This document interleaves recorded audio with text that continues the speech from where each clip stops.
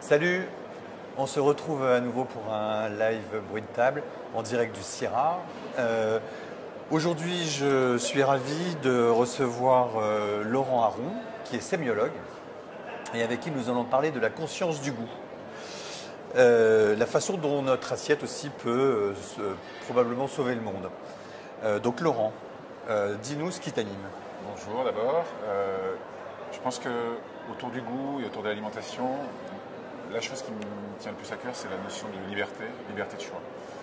Et en fait, le goût ouvre une porte quand on voit comment ça fonctionne, qui est presque infinie sur ce sujet-là. Je vais m'expliquer bien sûr.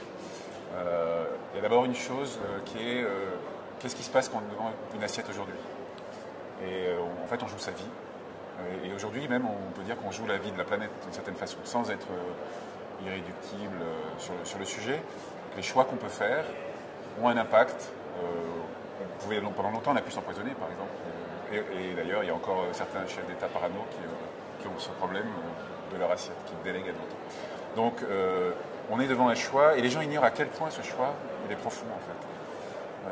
Ils ignorent à quel point ils sont uniques par rapport à leur façon de goûter, et ça pour des raisons qui dépassent le culturel, parce que très souvent, les gens disent, oui, bah, moi j'aime bien la viande, pas la viande, la daube en sauce, les quenelles, parce qu'on est à Lyon, ou pas, j'avais mangé un mâchon, au contraire, j'adore les choses qui tiennent au corps. Donc ça, c'est des choix qui sont très culturels, et dès qu'on voyage, on s'en rend compte. Et les gens voyagent de plus en plus, d'ailleurs. Donc ils sont confrontés à l'exercice de choix qui sont parfois difficiles. C'est nouveau, je ne connais pas, est-ce que je vais goûter, etc. Et à ce moment-là, il vient s'ajouter une liberté qu'ils ignorent, c'est la liberté des sens. C'est pas, tout le monde n'a pas conscience d'abord que goûter c'est une liberté. On a l'impression que goûter c'est juste goûter. Non, goûter c'est vital comme on vient de dire parce qu'on peut en mourir, mais goûter c'est découvrir. Et en fait, la première chose à découvrir c'est soi-même.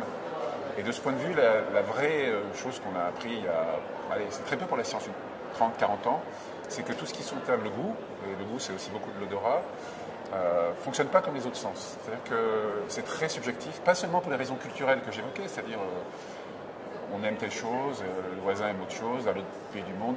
En gros, pour simplifier par exemple, on peut avoir les mêmes gènes qu'un japonais, qui a une culture gastronomique complètement différente, mais qui va sentir les choses à peu près comme nous. Il y a peut-être plus de chances même qu'un japonais quelque part soit notre clone gustatif. Et ça se traduit dans la vie courante de plein de façons, c'est-à-dire que une première conséquence, c'est que comme on ne goûte pas pareil, on ne sait pas nommer les choses de la même façon. Donc c'est très embêtant parce qu'on ne peut pas partager. Des fois, on aimerait bien avoir ce volet culturel de la gastronomie qui est parlé, surtout en France.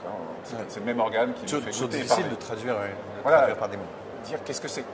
Ce qui nous amène d'ailleurs à parfois croire les autres. Et c'est là, je reviens sur l'idée de liberté. C'est-à-dire que comme on ne se sent pas... On n'a pas conscience de cette liberté et on n'a pas conscience de cette compétence qui fait qu'on est unique. Il n'y a que nous qui sentons comme nous. Que toi qui sens comme toi, il n'y a que moi qui sens comme moi, vraiment, pour des raisons génétiques. Alors que dans la vraie vie, on se retrouve face à des objets bizarres, comme on l'a dit tout à l'heure, et on s'est dit, qu'est-ce que c'est? J'arrive pas à déterminer, j'arrive pas à nommer, donc on va demander à un autre. Et là, on rentre dans des mécanismes... Donc on abdique cette liberté, voilà, en fait. On rentre dans des mécanismes de pouvoir qui sont bien connus, comme une dégustation de vin, où moi j'y connais rien en vin, vous y connaissez, je vais dire ce que vous dites, même si je ne sens pas pareil. Ouais. Et puis je ne vais pas oser dire au sommelier quelque chose qui n'est pas exactement ce qu'il attend. Non, et je peux sentir 50 choses très finement, mais comme on ne m'a pas enfermé dans une bulle avec moi, je me dis c'est bon, je vais sentir ce que je ressens, je vais peut-être le dire, peut-être pas le dire, mais en tout cas ça va être moi. On est là dans un rôle social où on dit je ne sais pas, et il y a des gens qui ont l'air de bien parler.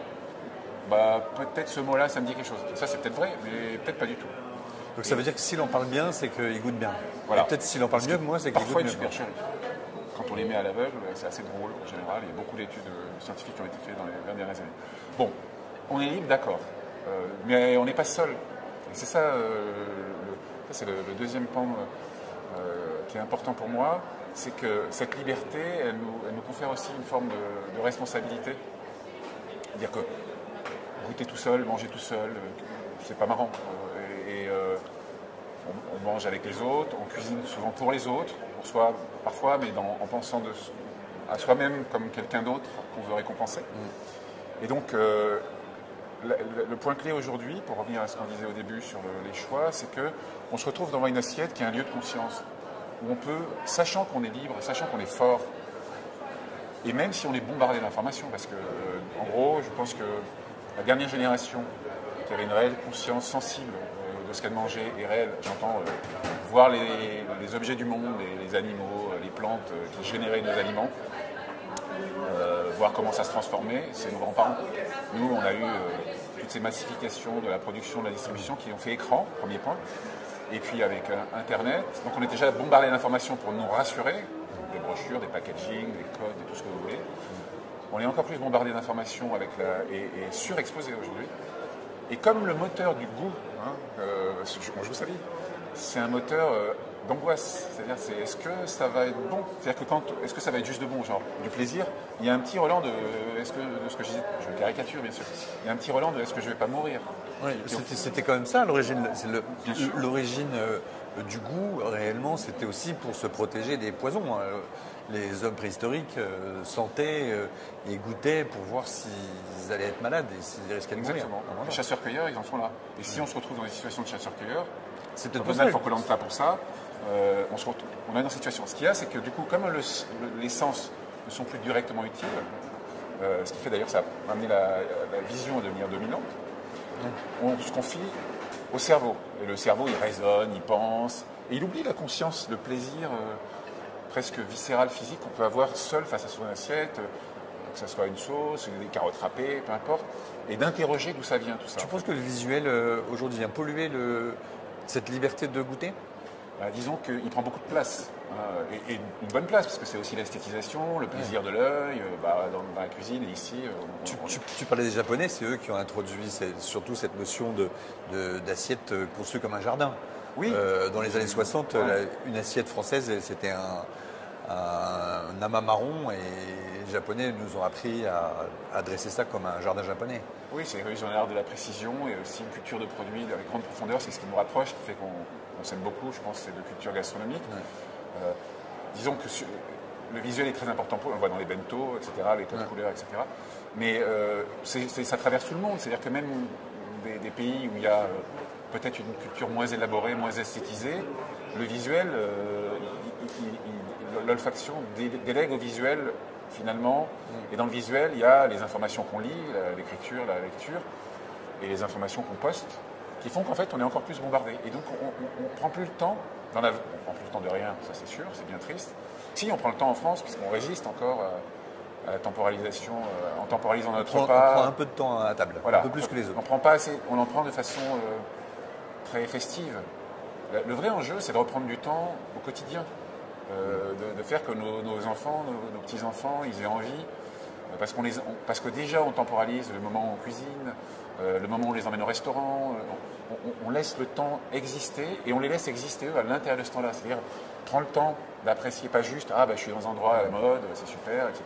C'est quoi? Ah oui, c'est vous. » La pipolisation, elle tue la conscientisation de ce qu'on... Enfin, il en faut, bien sûr, parce que c'est ça qui rend les choses séduisantes, attractives, toute personne n'y échappe. Mais à un moment donné, il y a l'assiette, il y a d'abord soi, il y a les aliments, il y a tous les gens qui ont fait que cette assiette est arrivée, c'est une vraie magie, les agriculteurs, les transformateurs, les cuisiniers, enfin, il y a un monde dans une assiette, et puis il y a un autre monde dans l'assiette d'en face avec un autre homme ou une autre femme. On a des choses à partager, des choses à dire, des choses à faire ressentir avec nos différences, qui ne sont pas que des différences de t'as tel plat, j'ai tel plat.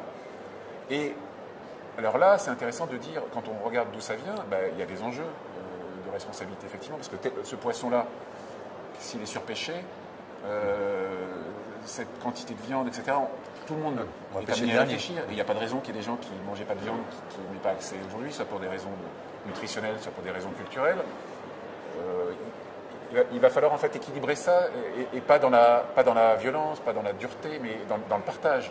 Donc c'est pour ça que ça commence par d'abord soi, goûter, prendre ce plaisir à goûter, prendre le plaisir à partager avec celui qui a fait, ou déjà soi-même. C'est un vrai plaisir de cuisiner soi-même. Moi, je suis un piètre cuisinier, mais j'ai ce plaisir au bout du couteau quand je le fais. Et quand on est dans son couteau, quand on est dans sa casserole, quand on est dans son assiette, et il faut qu'on découvre, et il faut qu'on partage, il faut que ce plaisir soit de plus en plus partagé. Pour utiliser des mots à la mode, je pense qu'on a travaillé une pleine conscience de l'alimentation. Je crois qu'on a vraiment cette notion. On est inconscient dans nos assiettes à tous les niveaux. Inconscient de nous-mêmes, inconscient des autres, inconscient du monde. À tout le monde, bien sûr. Hein. Je dis ça de façon un peu caricaturale. Et c'est un vrai enjeu de réintégrer tout ça parce que ça nous relie aux autres. Ça nous relie à qui produisent, qui transforment, qui mangent avec nous. C'est la vie, quoi. Et ça a un impact sur les 10 milliards qu'on va être, quoi. Je veux dire, voilà, c'est un peu ça. Alors, je crois. Manger est vital. On est d'accord là-dessus. C'est quoi la différence entre manger et goûter? Goûter, c'est la première étape. C'est-à-dire que là, c'est le juge de paix. C'est-à-dire qu'une fois que tu as avalé, bon, tu peux recracher, tu peux vomir, mais ça, c'est pas très agréable. Mais tu as pris une décision qui est relativement définitive et qui est impactante. Donc goûter, c'est un mode de connaissance, de conscience très intuitive. Et ce qui est triste, c'est que globalement, avant, on n'avait pas le temps d'avoir peur là, on avait confiance ici, et donc on était concentré juste sur le plaisir là. Maintenant, on s'angoisse là, donc on n'a presque plus le temps d'apprécier, quoi. Donc, il y a un aller-retour à faire, bien sûr. C'est-à-dire qu'on peut se renseigner si on n'a pas mis un truc dangereux ou dégueu ou qui ne correspond pas à nos valeurs, parce que dans l'absolu, il n'y a rien de mauvais. Si quelque chose qui est...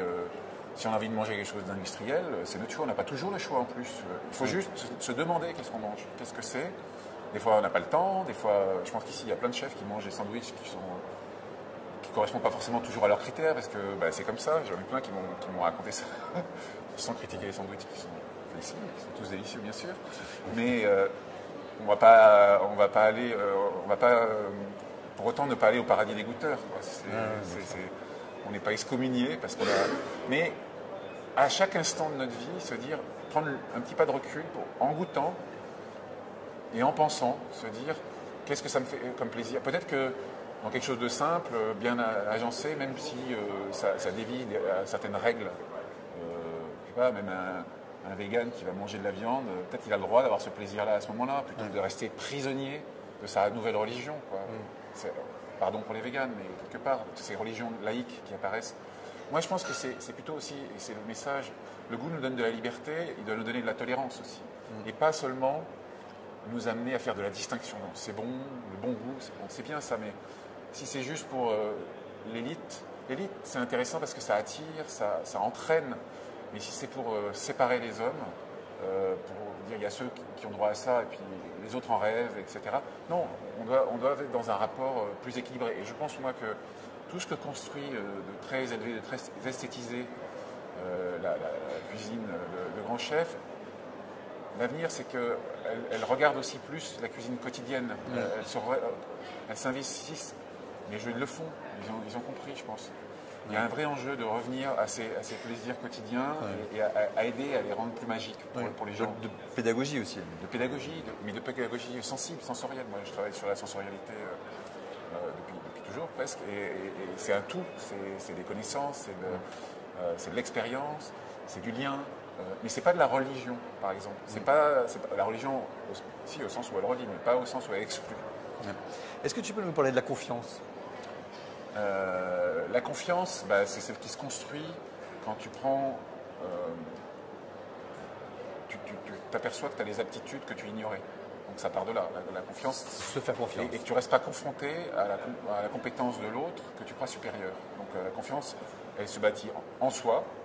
La vraie confiance, elle est au fond de soi. Donc il faut beaucoup d'auto-empathie, il faut se dire qu'on est quelqu'un d'heureux et de compétent face à son assiette quand on a fait ce petit chemin, ou encore plus quand on a construit son plat, ou quand on a construit une relation, un choix, assumé d'aller dans un restaurant, d'aller manger chez des amis, etc. Enfin, donc il faut dire, c'est moi qui vais goûter, j'ai le droit de m'exprimer là-dessus. C'est pas quelqu'un d'autre. Il n'a pas à dire à ma place. Oui, enfin on peut discuter, on peut débattre. Bien sûr. Mais l'autre ne peut pas dire à ma place ce que je ressens. C'est important. Donc sachant pas dire ça, ça va être l'objet d'échanges, pas d'imposer une vérité qui est extérieure à nous. Ouais. Donc ça c'est dur à se forger. C'est pour ça que moi, c'est beaucoup ce que j'ai amené dans la dégustation, c'est que les gens prennent confiance, qui révèlent le dégustateur qui est à l'intérieur de chacun d'entre eux, pas pour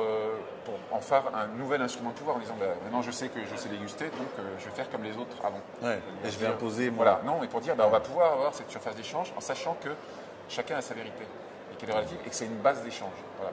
Donc cette confiance, elle se fait avec le temps, il faut goûter et prendre plaisir. Ouais. Ou Donc des plaisirs, mais savoir que c'était un des plaisirs. Donc goûter, c'est un acte social Ah oui. qui nous ouvre aux autres. Oui, si on le fait comme ça, oui. Si c'est goûter pour penser, pour goûter pour les autres et pour faire des autres des gens qui dépendent d'un goût qui n'est pas le leur, ah ben non, ça c'est pas de l'échange, c'est pas du partage, c'est pas de la confiance pour eux. C'est pas le monde de demain, moi, à mon avis. Parce que je pense que derrière ça dépasse, mais je crois que c'est un peu ce que tu voulais me faire dire. Et il y a beaucoup d'expériences qui sont intéressantes sur la notion d'altruisme. On s'aperçoit qu'en fait, on est tous des petits-enfants qui ont envie de contribuer. L'alimentation, finalement, c'est quelque chose d'éminemment politique, au sens noble du terme, qui nous offre la possibilité de faire des choix, de les exprimer et d'avoir un impact sur le monde de demain. Sur l'alimentation, mais pas que, on sait, sur le climat, etc. Ouais. Ils doivent s'inscrire dans une conscience et dans un respect des autres. C'est dans ce sens-là que ça devient intéressant. Donc c'est partage, c'est échange, c'est construction d'un futur. Et donc réveiller cet enfant, les petits-enfants, quand on voit bien les gens qui travaillent sur l'altruisme dans différents labos du monde, ils demandent à contribuer. Et dans l'alimentation, il y a ça aussi. Dans l'éducation au goût des enfants, on a tendance à les matricer, leur apprendre les bonnes choses. Et demandons-leur ce qu'ils veulent d'abord. Jouons avec eux, ouvrons le registre d'abord et acceptons que... Parce qu'on sait qu'on pourrait familiariser les enfants en réinsistant, c'est bien, mais dans le sens d'ouvrir la palette, pas dans le sens de normer le registre et de le restreindre. Ouais. Si c'est juste pour dire ça c'est bon, ça c'est pas bon... C'est un peu complexe ce que tu dis là. Mais c'est intéressant de dire Alors, parce que reformuler. l'enfant... C'est un sujet difficile. Oui, bien sûr. L'enfant, a priori, a un goût restreint. Au début, il aime que le sucre. Il va, au fur et à mesure, acquérir du goût et de l'ouverture pour des saveurs plus complexes. Mais il faudra l'emmener. Ben, si, les enfants, tu mets un citron dans la bouche d'un enfant, il fait la grimace. Alors, on a des études précises là-dessus, sur l'olfaction, la gustation en stade néonatal, postnatal, les premiers âges, etc. Donc c'est un sujet très compliqué. Ce qu'il y a, c'est que les néophobies, elles sont très souvent moins sensorielles qu'on pense. Ah oui, plus social. Mais oui, plus avec. imposé. Mais oui, c'est-à-dire que le cadre culturel vient assez vite et normé. Et des fois, pas forcément pour suivre ce qu'on leur donne. Il y a un truc qui est très simple, qui touche les adultes et les enfants, c'est qu'assez vite, c'est pas qu'on aime ce qu'on mange, on aime ce qu'on mange, et non pas on mange ce qu'on aime. C'est la pyramide inversée. Donc on s'habitue. Ce qui fait que d'ailleurs on a du mal à aller vers des choses nouvelles. Et le problème de l'ouverture pour des parents, c'est compliqué parce que j'aime pas, c'est fatigant des fois. Donc c'est proposer des nouveaux contextes, c'est jamais renoncer en fait. Et déjà ça veut dire qu'on renonce pas soi, que quand on va à la carte d'un restaurant, on va chercher le truc qu'on connaît pas juste le truc qui nous rassure. Parce qu'on connaît l'ingrédient. À chaque fois. Je dis pas qu'il faut pas le faire, mais c'est intéressant d'explorer. Et en plus on est amené aujourd'hui, on voit bien la cuisine fusion il y a 20 ans, personne. Maintenant ça n'existe plus, mais les ingrédients viennent du monde entier et tout le monde est content de s'intéresser à des choses. C'est un sujet qu'il faudrait ouvrir d'ailleurs aux professionnels, aux restaurateurs. L'idée de faire découvrir. Nous journalistes, on a la chance quand on est invité par des chefs, que souvent ils nous apportent une assiette qu'on n'a pas commandée. Et souvent c'est la meilleure du repas. Parce que c'est justement ce qu'on n'a pas commandé, ce à quoi on n'était pas ouvert et que le chef, lui, tient à nous faire découvrir. Je pense qu'on devrait travailler quelque chose comme ça. Au moins, c'est le grand mérite des menus carte blanche, mais je trouve que même quand on est à la carte, on devrait laisser une sorte parfois d'ouverture, de joker. Le problème c'est que le chef il joue sa vie lui aussi, et notamment face aux gens qui ont de l'influence, donc les médias, etc. Et il y a un autre paradoxe des chefs, c'est parce qu'ils ne goûtent pas toujours. Gagnère a revendiqué, par exemple, je crois dans un livre, de ne pas avoir goûté avant 40 ans. Ça veut dire que l'acte technique, l'acte visuel, à un moment donné, a pris le pas. Et je pense qu'ils sont en train de redécouvrir eux-mêmes le plaisir qu'ils ont On ne peut pas généraliser à partir de Gagnère. Non, on ne peut pas généraliser. Gagnère est un génie et Gagnère est complètement à part. Bien sûr. Je crois qu'il a une façon de travailler, une façon de goûter qui est... Il y a plein de chefs qui goûtent pas tant parce que c'est une vraie question, pourquoi on goûte en cuisine? Est-ce que c'est pour vérifier la régularité du plat? Est-ce que c'est pour expérimenter des choses nouvelles, pour créer? Est-ce que c'est pour essayer de rencontrer le goût des gens, de nos convives? Il y a plein de raisons qui ne sont pas toujours les mêmes, qui n'ont pas toujours les mêmes objectifs, qui n'ont pas les mêmes protocoles de dégustation, et qui sont toutes valables. Et puis des fois, on a pas... Et comment on fait pour transférer ce qu'on considère le goût juste du chef dans la brigade? C'est un sujet passionnant. Je connais un petit peu. Ce que je veux dire, Gagnère, c'est symboliquement, c'est comme dans un petit coin de dire, il y a un chef qui a dit un jour, comme Gagnère, qui a dit, moi, j'ai pas goûté. Il y a une part de magie gagnèresque, pardon, mais que ce soit en pâtisserie ou en cuisine, le frein à goûter, et face aux médias, etc., il existe. Hein. Ça, la peur de goûter, elle est chez le commun des mortels, elle est aussi chez les professionnels des métiers de bouche. Moi, je l'ai rencontré dans plein de circonstances. Bon, c'est juste un point de vue, en tout cas. D'accord. Donc, est-ce que... Tu as parlé de conscience, on a parlé de confiance. Est-ce qu'on peut opposer la conscience et la confiance? Non, je pense pas. Je pense que... Enfin, la confiance, quand je dis... Est-ce qu'il faut se faire confiance pour prendre conscience? Alors, la confiance interne ne s'oppose pas à la conscience, parce que on ne peut pas faire des bons choix confiants si on fait du mal, je pense. Si c'est pour faire des choses qui nuisent, à mon avis, la conscience va à un moment donné nous rattraper. Bon. Maintenant, le problème de la confiance, c'est dans l'altérité, c'est-à-dire qu'on n'a pas confiance par rapport aux autres, et donc on fait confiance, on délègue, etc. C'est ça que je veux dire.